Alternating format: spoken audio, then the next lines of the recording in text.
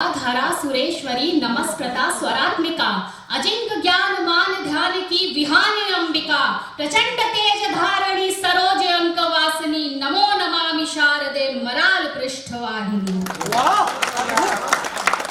अपनी इन्हीं चार पंक्तियों के द्वारा माँ शारदे का नमन करती हूँ। माँ शारदे की सभी वरद पुत्रियां यहाँ पर बैठी हैं, आप सभी को प्रणाम करती हूँ, सभी सुधी श्रोताओं को प्रणाम करती हूँ। मैं पिछले 2 साल से शिव स्तुति लिखने की सोच रही थी, लेकिन ईश्वर साक्षी है, जिस दिन शिवरात्रि थी मैंने पूरी शिव स्तुति लिखी। अभी से 5 दिन पहले बिस्तर से नीचे पैर ईश्वर ने मेरे तब रखवाया जब उन्होंने मुझसे स्तुति लिखी। तो आज वो स्तुति आप सभी के समक्ष रखती हूँ।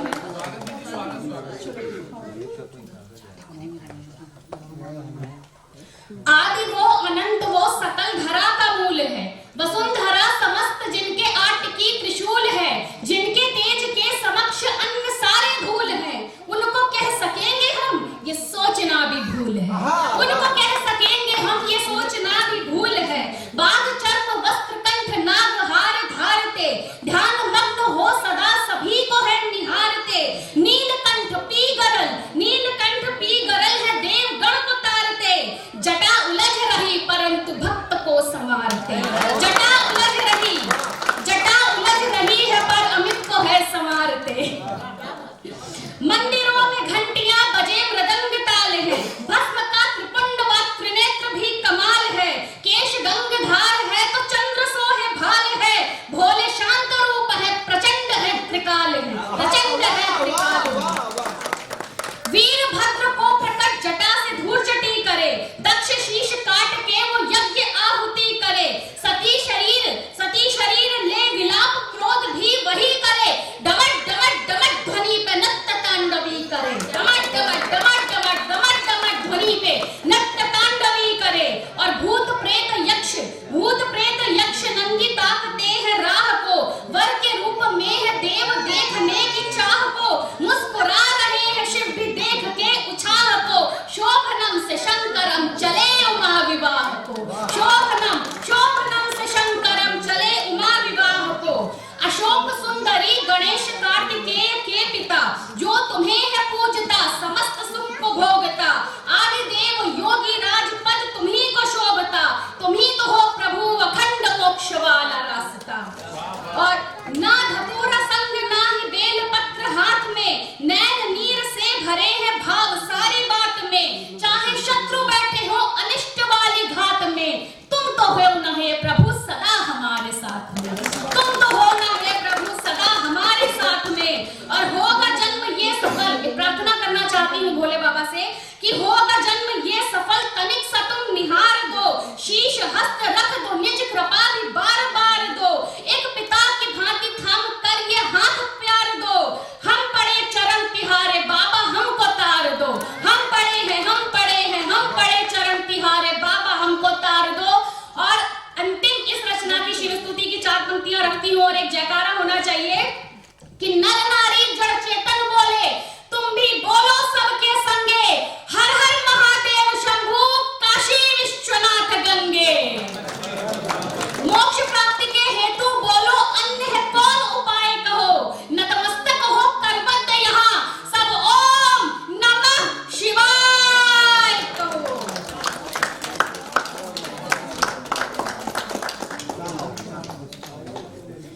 और अब कुछ छंद से जोड़ती हूँ। अभी छोटे भाई ने बात करी, निकिता ढोंडियाल की बात करी, मेजर विभूति ढोंडियाल की बात करी। जब मेजर विभूति ढोंडियाल शहीद हुए होंगे तो क्या उनके मन में आया होगा, एक संतोष का भाव उनके मन में आया होगा। उन्हें लगा होगा कि जिस संकल्प के साथ मैं इस देश की सेना में आया था, वो संकल्प आज पूर्ण हो रहा है। परंतु कहीं ना कहीं एक छोटा सा अफसोस उनके मन में अवश्य जीवित रह गया होगा।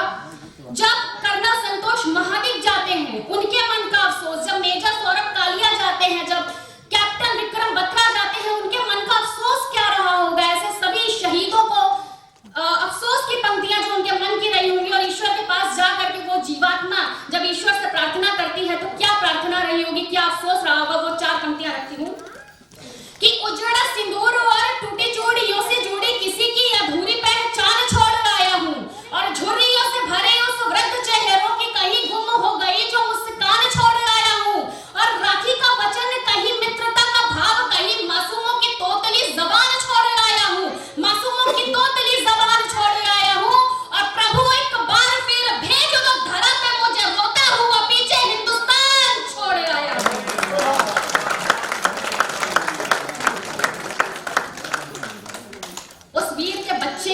जानते होंगे कि युद्ध क्षेत्र में जो बढ़े पग वीर सैनिकों के शत्रुओं के लिए मृत्यु द्वार खोलने लगे और कांपता था शत्रु देख सैनिक के साहस को वो गगन और ये धरा भी डोलने लगे और देख शव पिता का तिरंगे में लिपट आया वीरता का भाव फिर बच्चे तोलने लगे वीरता का भाव फिर बच्चे तोलने लगे और नन्हे नन्हे हाथ पोंछ खुद से ही आंसुओं को थाम के तिरंगा जय हिंद बोलने लगे। चार पंक्तियां रखती हूँ। मेजर सौरभ कालिया जब कारगिल के युद्ध में शहीद हुए थे तो उनकी शादी को केवल 17 दिन बीते थे। उनकी पत्नी ने कहा था अपने पति की शहादत पर कि मुझे 17 दिन सुहागन होने का जीवन भर गर्व रहेगा। जब अभी भाई ने बताया कि मेजर विभूति ढोंडियाल जब शहीद हुए तो उनकी पत्नी निकिता ढोंडियाल ने आई लव यू विभू कह करके उनको विदा किया। जब कर्नल संतोष महादिक शहीद होते हैं और उनकी पत्नी स्वाति महादिक लेफ्टिनेंट स्वाति महादिक बन जाती हैं, ऐसी सभी स्वाति सभी विभूति और ऐसे सभी लोगों को मैं समर्पित करती हूँ, ऐसी सभी वीर वधुओं को समर्पित करती हूँ क्योंकि शहीद की पत्नी को विधवा कहना शहादत का अपमान होगा। तो ऐसी सभी वीर वधुओं को समर्पित करती हूँ और आप सभी जो हम बहनें बैठी हैं उन सब के लिए और आप सभी के लिए संदेश देती हैं ऐसी वीर वधुएं। तब मैं कहना चाहती हूँ कि विजय तुम ही हो, यही साहस पति को देके हारते से युद्ध का रुझान मोड़ती हूँ मैं और बल के अदृश्य शक्ति निज सैन्य बल संग शत्रु सैनिकों का अभिमान तोड़ती हूँ मैं और 3 रंग की ध्वजा में एक रंग लाल लाल अपने सुहाग का निशान जोड़ती हूँ मैं, अपने सुहाग का निशान जोड़ती हूँ मैं और लाल परिधान लाल बिंदिया सजा सदा इसीलिए श्वेत परिधान ओढ़ती हूँ।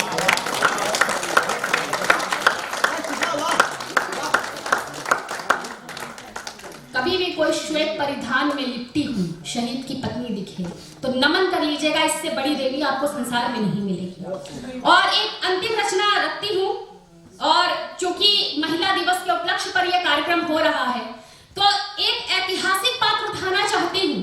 हमारे देश में वीरता की अनंत गाथाएं भरी पड़ी हैं। एक वीर गाथा उठाती हूँ राजस्थान से, हाड़ी रानी की कहानी आप सबके समक्ष रखना चाहती हूँ। सभी को पता है हाड़ी रानी के बारे में, जिनको नहीं पता है 30 सेकंड का एक छोटा सा परिचय रखती हूँ कि चुंडावत राजपूताने की रानी थी रानी हाड़ी। उनके पति थे राव रतन सिंह और उनकी शादी को केवल 7 दिन बीते थे। तभी संदेश आता है कि युद्ध होना है क्योंकि औरंगजेब की सेना ने आक्रमण कर दिया है मेवाड़ की धरती पर। 7 दिन की ब्याहता पत्नी अपने पति को तिलक लगा करके विदा करती है। पति रतन सिंह का मोह भंग नहीं होता अपनी बहुत ही सुंदर पत्नी से। वो हर दिन युद्ध क्षेत्र से प्रेम पत्र भेजते हैं अपनी पत्नी को और तीसरे दिन जब अपनी पत्नी से परेशान होकर के कहते हैं कि अपने प्रेम की कोई एक निशानी भिजवा दो तो हाड़ी रानी प्रेम की अंतिम निशानी के रूप में अपना शीश काट करके उस वीर को भेज देती है। और ऐसा कहा जाता है, ऐसी किंवदंती है कि उसी शीश को गले में टांग करके राव रतन सिंह युद्ध लड़े थे और औरंगजेबी सेना को खदेड़ कर भगा दिया था। केवल इतना परिचय। अब कविता से आपको जोड़ती हूँ मेरे काव्य पाठ की अंतिम रचना कि आसक्त शौर्य था सुंदरता पर, रूप मन मिटा साहस पर, हुए अग्रसर फिर दोनों ही वैवाहिक जीवन पथ पर। नवल नीव नवदंपति नितनेह नयन न्योछावर थे, हाथों में मेहंदी थी अब तक, पग प्रेम प्रतीक महावर थे। कुल 7 दिवस ही थे बीते जब रानी भीगे केश लिए, चली जगाने प्रियतम को सुंदर सुंदरतम वेश लिए। दूत दिखा जो द्वारे पर अचरज रानी को हो आया, महाराज उठो देखो संदेशा दूत है राणा का लाया। कक्ष में रानी को भेजा और